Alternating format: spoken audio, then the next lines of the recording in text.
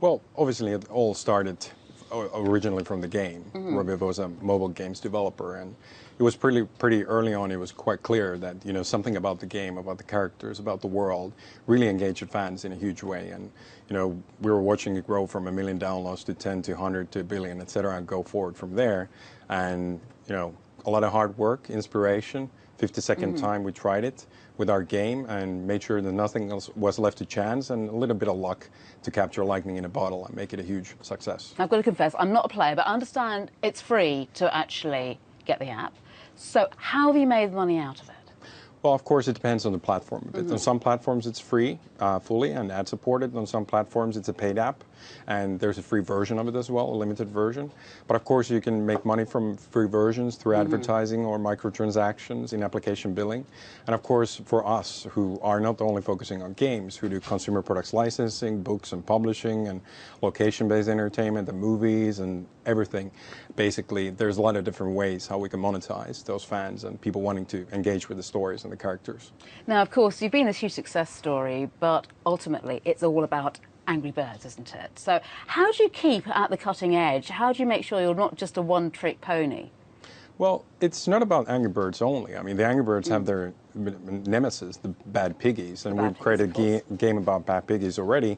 And it is about Angry Birds and Bad Piggies and more. So a balanced diet of birds and pigs and something else is kind of what we're shooting for. And we're off to a good start, but we want to remain fiercely humble and think about, in a Zen-type Finnish cool mentality, that there is no brand, but there's nothing but the brand at the same time. So we do focus on Angry Birds, but we are thinking a lot broader and a lot bigger. And I think we're off to a good start, and there'll be some cool things coming out in the next couple of years from Rovio. Including, of course, the film. I mean, that in itself, though, is a bit risky, isn't it? Because films can sometimes not be quite what fans were hoping for, and that can backfire. That's true, but we kind of pre-vetted the fan reaction already with our Angry Birds tunes that we launched 7 months ago, or actually in March this year.